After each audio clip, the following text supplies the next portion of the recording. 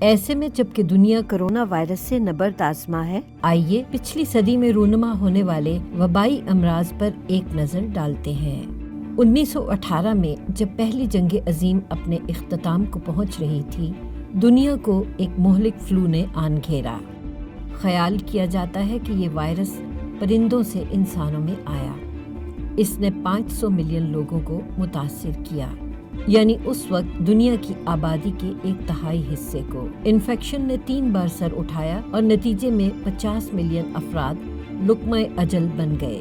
ان بد نصیبوں میں 20 سے 40 برس کے صحت مند لوگوں کی بڑی تعداد شامل تھی۔ اسی طرح 1957 میں مشرقی ایشیا میں فلو کی ایک نئی قسم سامنے آئی۔ یہ نئی قسم پہل سنگاپور اور ہانگ کانگ میں پائی گئی۔ H2N2 نامی یہ وائرس جلد ہی امریکہ کے ساحلی شہروں میں پایا گیا۔ اس وائرس سے دنیا کے 1 ملین سے زائد افراد موت کے منہ میں چلے گئے۔ مرنے والوں میں 10% سے زائد امریکہ کے رہنے والے تھے۔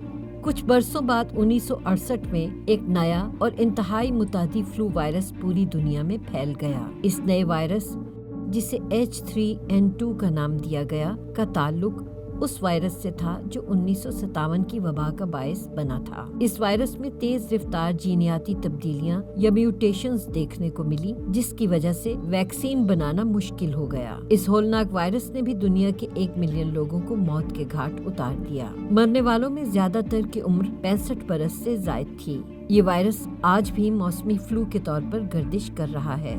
کچھ عرصہ گزرا کہ 1980 میں ایک نیا وائرس پھیلنے لگا، یعنی HIV۔ اس نے قریباً 75 ملین لوگوں کو متاثر کیا اور 32 ملین اموات کا سبب بنا۔ 2018 میں HIV کے شکار افراد کی تعداد 38 ملین تھی، جن میں 1.7 ملین بچے شامل تھے۔ علاج معالجے میں پیش رفت سے شرح اموات میں کمی آئی ہے، تاہم HIV کی شدت کا اندازہ یوں لگائیں کہ محض 2018 میں اس کے ہاتھوں 7,70,000 افراد موت کا شکار ہوئے۔ HIV کے لیے ابھی تک ویکسین نہیں بن سکی، مگر سائنسدان پر امید ہیں کہ ایک روز ایسا ہو سکے گا۔ آج کی بات کریں تو دنیا بھر میں کووڈ-19 کے پھیلاؤ کا سلسلہ جاری ہے۔ کروڑوں افراد اس کا شکار ہو چکے ہیں۔ اموات بڑھ رہی ہیں۔